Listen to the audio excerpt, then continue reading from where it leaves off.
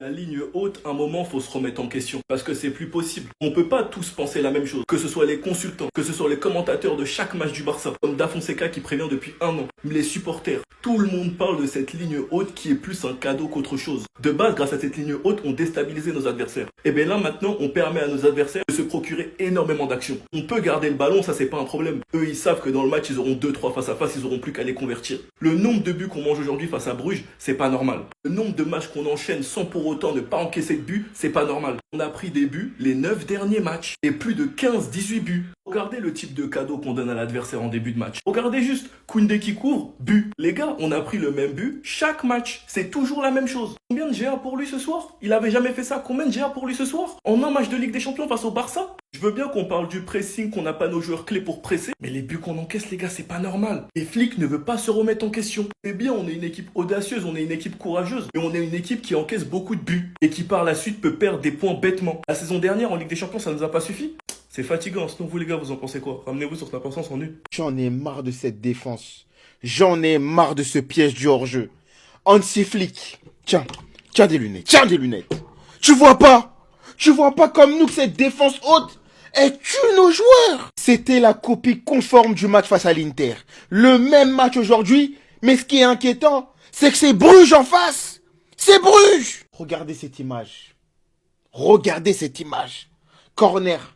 Mal frappé de Lamine Yamal. Derrière, tu t'exposes de fou. Parce que tes joueurs, ils jouent haut comme ça. Koundé, regardez, il était où? On s'expose tellement avec ce système. Ça veut dire qu'à chaque perte de balle, vu que tu joues extrêmement haut, à chaque coup de pied arrêté, derrière, c'est danger. Et peu importe les joueurs que tu as en face, ils seront capables de jouer bien contre nous. Il a fait le match de sa vie.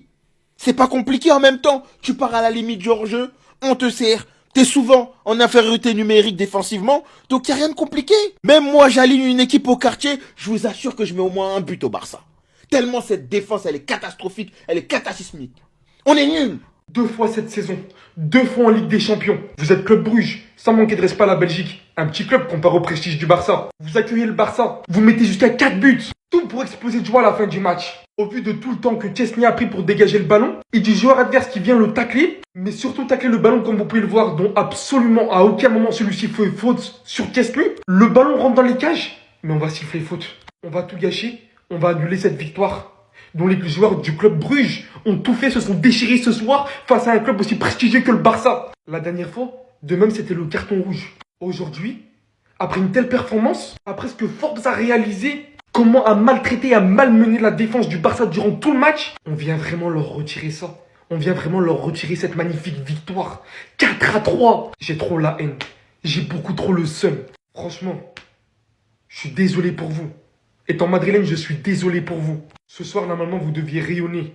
Ce soir, normalement, vous deviez être l'équipe phare de cette Ligue des Champions. Mais au lieu de ça, c'est déjà très bien un match nul. Mais on sait tous que vous méritiez la victoire. S'il y a bien une chose qui est rassurante, c'est que Lamine Yamal monte en puissance petit à petit. Mais je trouve ça pas normal qu'on dépende d'un gamin sous pubalgie, qu'on dépende d'un gamin qui n'est même pas à 100%. Qu'on dépende d'un gamin qui suit un programme et un entraînement particulier pour guérir de cette pubalgie. Ce soir, moi j'ai revu ça. Lamine Yamal vs l'Inter. Mais face à Bruges, c'était la même chose, sauf qu'il était beaucoup trop seul. Déjà qu'il avait fait une très grosse première mi-temps, c'est lui la passe clé sur le but de Ferran Torres. Il avait aussi envoyé un bijou à Ferran Torres qui malheureusement l'a mis à côté. On vous l'a dit les gars, quand il a le ballon, il se passe quelque chose. Et quand il met ce genre de but, comment ne pas penser à... En deuxième mi-temps, il les a perturbés et c'est lui qui crée la confusion dans la défense contre son camp. Mais le problème, c'est qu'il est bien trop seul. Déjà que son latéral n'est pas au niveau actuellement Koundé, qu'il est tout seul sur son côté. De l'autre côté, t'as Rashford et Baldé, qui sont deux joueurs très offensifs. Et à eux deux réunis, ils peuvent pas faire aussi peu de différence, c'est pas possible. Contrairement à Lamine qui fait tout seul sur son côté droit, eux, ils font pas grand-chose sur leur côté gauche. Et ce n'est pas normal. Quand tu regardes la dépendance qu'on a de Lamine, en fin de match, le plan de jeu, il était clair. Tiens, Lamine, prends le ballon, fais ta magie. Tiens, Lamine, sors-nous de cette galère. Mais les gars, c'est pas possible. Il y a 11 joueurs sur le terrain. En tout cas, j'espère que le retour de Rafinha va faire bouger les choses parce que franchement, c'est plus possible. Sinon, vous les gars, vous en pensez quoi? Ramenez-vous sur cette importance en nu. Personne s'y attendait. Mais qu'est-ce que c'était que ce match? 70% vous avez dit? Mais attendez, je suis obligé de reparler de tout ce qui s'est passé dans ce match. Que des dingueries. Parce qu'il faut aussi parler de ce joueur de 21 ans, Forbes. Sa prestation, elle doit être en couverture du magazine Forbes, les gars. Déjà, dites-vous, en l'espace de 8 minutes, un partout. Forbes qui allume le bal avec une passe décisive. Ensuite, action, réaction. Fermín López avec une superbe assist pour Ferran Torres, un partout. on se dit bon, on est parti sur des standards. Et c'est là où Lamine Yamal a commencé à se mettre en jambe. Petit à petit, on retrouvait le joyau du football, l'élu du football. Et au bout de 16 minutes, le Barça se fait encore piéger par un piège du hors-jeu. Mais il faut en parler du piège du hors-jeu. Voilà sur l'action du 2-1. 16e minute, hein. Regardez comment les Barcelonais sont hauts. Ben forcément, Forbes, le mec, il a 902 de vitesse. C'est Obafemi Martin. Il remet Bruges devant, 2-1, on dit, ah, c'est chaud. Et là, deuxième mi-temps, on vit 2 minutes de folie. 3 minutes de folie. 2 buts partout. Et j'ai envie de dire, monsieur Lamine Yamal, en fait. Tout simplement. Un double contact majestueux pour se sortir de ce pétrin. Une talonnade léchée. Il anticipe où va aller le ballon. Et il finit de l'extérieur du pied, tout simplement. Énième piège du hors-jeu mal maîtrisé. Forbes en profite et met le but du 3-2. Et là, c'est compliqué pour le Barça. Vous vous rappelez quand je vous ai dit que c'était l'élu? Ce but en témoigne, un centre au cordeau. Mais elle finit dans le petit filet, tout simplement. Aujourd'hui, Yamal a décidé que le Barça ne perdrait pas. Mais quand on prend la prestation globale, c'est inquiétant. Du défenseur au gardien, ils ont été tous fébriles. Là, on n'oublie pas qu'ils ont frôlé la correctionnelle sur ce dribble de Chesney. Ils n'ont pas sifflé faute pour plus que ça sur Donnarumma. Donc, ils ont eu chaud clairement le Barça. Ils ont eu très très chaud. Ce qui était impressionnant de voir, c'était qu'à chaque ralenti, le réalisateur il était obligé de le couper parce qu'il y avait une percée dans la défense barcelonaise. Parce qu'il y avait des mauvais alignements. Koundé, Araujo, Eric Garcia, Baldé, ils sont tous coupables. Et là, il faudra se poser des questions pour Hansi Flick si vraiment son piège marche encore. Les gars, le grand Barça me manque et les supporters dignes de ce club me manquent. Comment tu peux faire un match nul 3-3 et être content et dire « Ah, les rageux !» En fait, j'ai compris, les vrais supporters du Barça ne sont pas sur TikTok.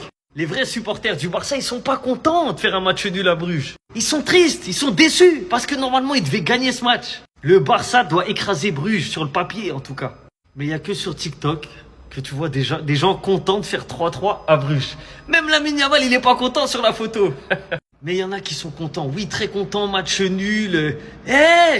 On parle du Barça. En fait, vous supportez un club, vous connaissez pas les ambitions de votre club, je crois. Depuis quand faire un match nul 3-3 à Bruges, c'est une bonne opération?